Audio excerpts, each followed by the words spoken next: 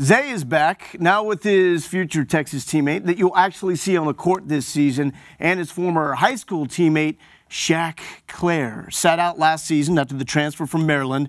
Before we talk to Shaq, first off, Isaiah, tell me why we need to know who Shaq is, especially knowing we're going to see him on the court next year. Just playing with Shaq in high school, I mean, he was a great player. He can catch the ball. He has great hands. He can hit the 15-footer.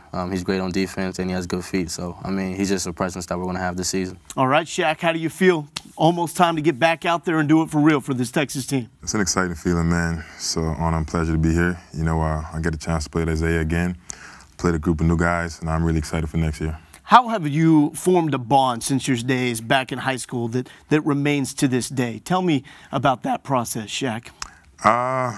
When I first met Isaiah, you know, he was an underrated player. A lot of people didn't know who he was. I think people didn't take him serious because he had dreadlocks, you know. Dreadlocks? But, yeah, he had dreadlocks in high school. But we gelled really well in high school, won a lot of games together, man. And a lot of people didn't get a chance to see us play. We were really excited to play together in high school. Dreadlocks? Mm-hmm. What's the story there? Being from California, it's a big thing in California. A lot of people have long hair. A lot of people have dreads. So I work with Ricky Williams, so yeah. So kind of feel that.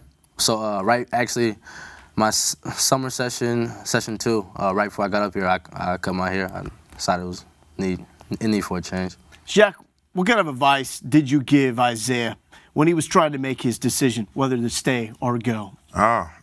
It's just a regular day with me and him. You know, I never brought it up. You know.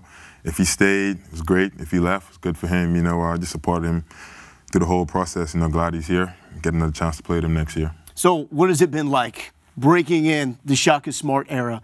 Tell me about the practices and what the intensity level has been like. It's been great so far. The intensity level has been high.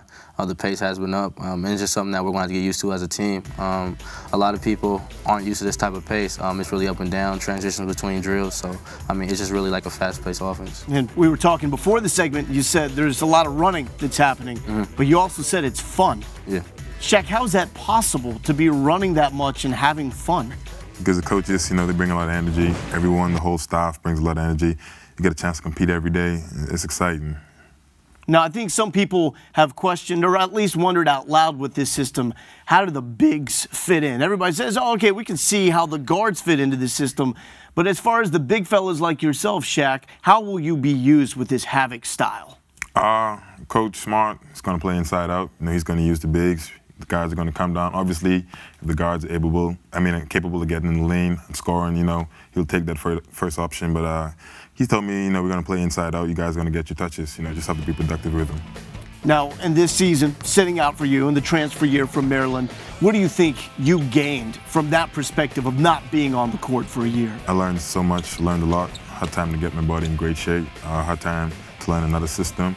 You know, like when you sit out, you know, you learn a lot, you know, and I just took advantage of that. And I'm just excited to play for this upcoming year. Now, one thing I really noticed at practice last year is once you went down, there was only one voice really on the court that was actually vocal and that was getting guys going regardless, and it was the voice of Shaq. What does that presence mean to have a guy like Shaq, especially that was just getting to know this team, but was also still so vocal with everybody on the court? It was just a hunger for him because he hated to lose.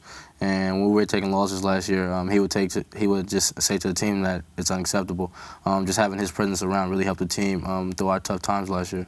So, Shaq, this guy said he's coming back to be part of something special. What makes you believe that something special is going to happen with this Texas program? First of all, we got him back. You know, that was one of our main goals. You know, he's back now, and I think this team is gelling real well.